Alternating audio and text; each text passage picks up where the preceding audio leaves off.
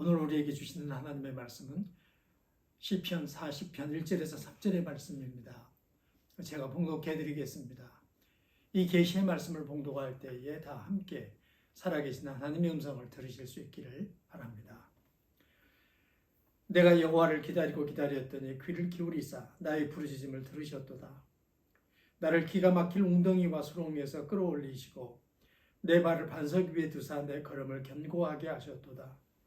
새 노래 곧 우리 하나님께 올릴 찬송을 내 입에 두셨으니 많은 사람이 보고 두려워하여 여호와를 의지하리로다. 아멘. 제가 성장할 때 섬에 살았는데 이틀에 한 번씩 육지로 가는 여객선이 떠났습니다. 그리고 또 그 여객선이 돌아왔습니다. 여객선이 저희 섬에 도착할 때 나는 동생들 손을 잡고 뱃머리에 나갔습니다. 올 사람이 있는 것도 아니고 또 우리에게 전달될 화물이 오는 것도 아닌데 할 일 없이 동생들의 손을 잡고 뱃머리에 나가서 사람들이 모두 다 내리는 것을 보고 화물도 다 부려지는 것을 보고 더 이상 내려지는 것이 없을 때에 동생들의 손을 잡고 다시 집에 돌아왔습니다. 세월이 지난 다음에 나는 왜 그 바보 같은 짓을 했나 그런 생각을 했습니다. 올 사람이 있는 것도 아니고 우리에게 전해지는 화물이 있는 것도 아닌데 도대체 무엇 때문에 뱃머리에 가가지고 그렇게 긴 시간 동안 기다리면서 또 기다리면서 있다가 다시 터덜터덜 걸어왔나 그런 생각을 하면서 나 자신을 탓한 적이 있었습니다. 학교에 와서 공부를 하면서 비로소 기다림이라고 하는 문제가 그냥 단지 일시적인 또 개인적인 문제가 아니라 항구적이고도 보편적인 문제라고 하는 사실을 깨닫게 됐습니다. 사람은 누구나 뭔가를 기다리면서 살아갑니다. 그게 사람일 수도 있고 때로는 자기 자신에게 행운으로 다가온 어떤 사건일 수도 있습니다. 인간은 누구나 뭔가를 기다리면서 살아갑니다.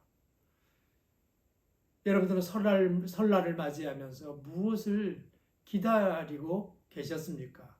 그리고 무엇을 기다리면서 이 설을 보내고 계십니까? 다윗은 자기 자신이 기가 막힐 웅덩이와 수렁에 빠져 있었다. 이렇게 고백합니다.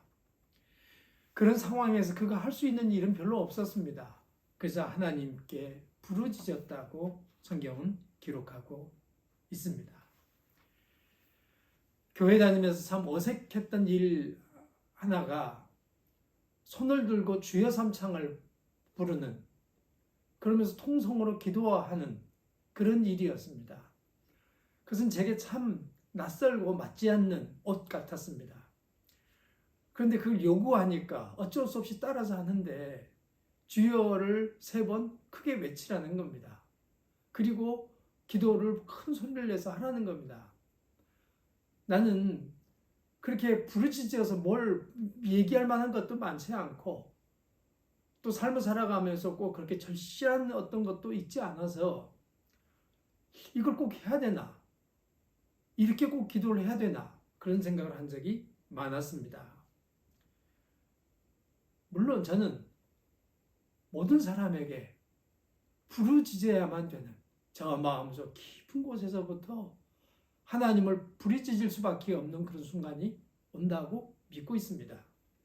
그러나 그것은 매주 그렇게 할 만하지는 않다. 다른 말로 얘기하면 성도들에게 매주 그럴 만한 일이 생기면 안 된다.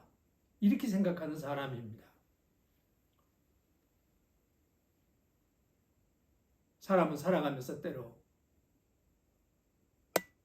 간절한 마음으로 뭔가를 기다리고 또 기다리고 그 기다림에 지쳐서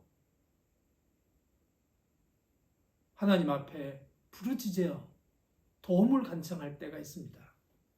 다윗이 그러했다. 이렇게 성경은 기록하고 있습니다. 여러분도 아시다시피 요셉도 감옥에 갇혀서 그런 생각을 하며 지낸 적이 있었습니다. 그래서 곁에 있었던 떡 맡은 관원 술 맡은 관원의 꿈을 해몽한 다음에 술 맡은 관원에게 곧 풀려나게 될 텐데 잘 되었을 때 나를 기억해달라. 이렇게 부탁하는 대목이 있습니다.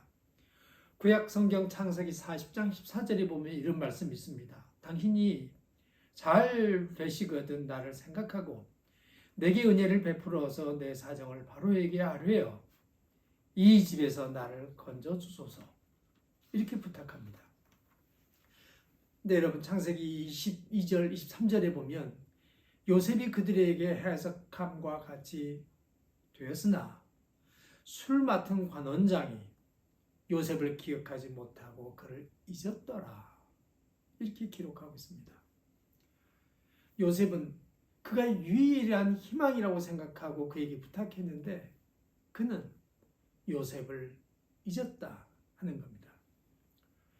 그는 요셉을 잊었는데 요셉은 감옥 속에서 아마도 기다렸을 것입니다.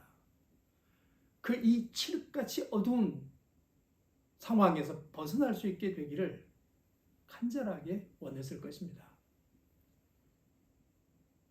그럼에도 불구하고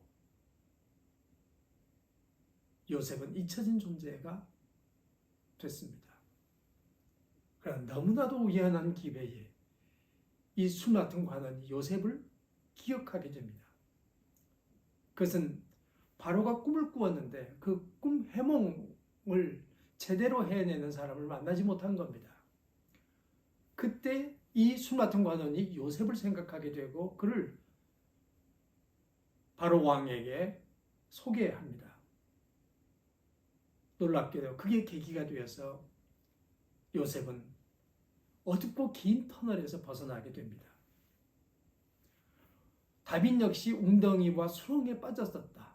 그런 말미암아 참 기가 막힌다. 이런 생각을 하면서 지냈다라고 기록하고 있습니다. 모두가 그를 잊었고 더 이상의 희망은 없다고 생각되는 지경에 다윗이 놓이게 됐습니다. 그런데 놀랍게도 하나님께서 그를 기가 막힌 웅덩이와 수렁에서 건져 주셨습니다. 저는 가끔 이 요셉의 긴 기다림과 다윗의 깜깜한 고독 속에서의 외침을 묵상하게 됩니다. 우리는 성경에서 많은 사람들이 기다리고 기다렸던 것을 기억합니다. 놀랍게도 어떤 사람의 기다림은 허망하게 아무런 대답이 없는 그런 대로 이어졌고 어떤 사람의 기다림은 응답이 있는 그래서 칠흑같이 어두운 터널에서 벗어나는 그래서 새 노래를 부르게 되는 그와 같은 역사를 보게 됐던 것을 읽습니다. 여러분 여기서 핵심적인 문제는 뭘까요? 하나님께서 그의 기도를 들으셨느냐 하는 점입니다. 그의 간절한 부르짖음을 하나님께서 들어주셨느냐 하는 점입니다. 그 부르짖음을 들어주시는 하나님께서 그의 손을 잡아서 그 어둠 속에서 그 구렁 속에서 그를 건져주게 될 때 그는 새 찬송을 부르게 됩니다. 시편 기자도 주께서 행하신 기적이 많고 그 수를 셀 수도 없나이다. 이렇게 고백하는 것을 읽을 수 있습니다. 설 연휴를 보내셨습니다. 여러분 어떤 기다림, 어떤 간절한 소원을 가지고 이 설 이후의 시간을 맞으려고 생각하고 계십니까? 다른 말로 하면 여러분들에게 어떤 일이 설 이후에 있어졌으면 좋겠습니까? 바라기는 기가 막힐 웅덩이와 수렁에서 건짐을 받는 놀라운 일이 여러분들에게 있게 되길 바랍니다. 그래서 정말 기적 같은 일이 내게 일어났다. 이렇게 고백하는 일이 여러분들에게 있게 되기를 바랍니다. 바랍니다. 누구나 뭔가를 기다리면서 살아가기 마련입니다. 그 기다림 끝에 소망적인 일이 있으면 얼마나 좋겠습니까?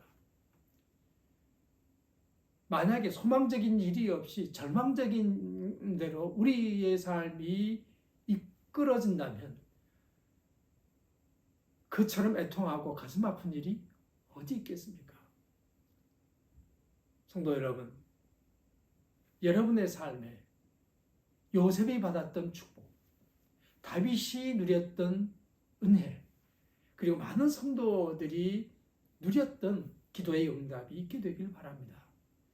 여러분들이 간절히 소원하고 바라는 모든 것들이 이루어지는 그런 일이 이 연휴가 끝나면서 여러분들의 삶 가운데 전개되어진다면 참으로 복된 일이라고 생각이 듭니다. 우리는 설 인사를 합니다. 새해 복 많이 받으십시오. 여러분들에게 있어졌으면 하는 복은 무엇인가요? 그건 다 개인마다 아마 다르지 않을까 하는 생각을 하게 되는데 여러분들이 기다리고 기다리던 것이 이루어지는 행복한 일이 여러분의 삶 가운데 일어나게 되길 바랍니다. 그래서 여러분들이 새 찬송을 부르게 되기를 진심으로 축복합니다.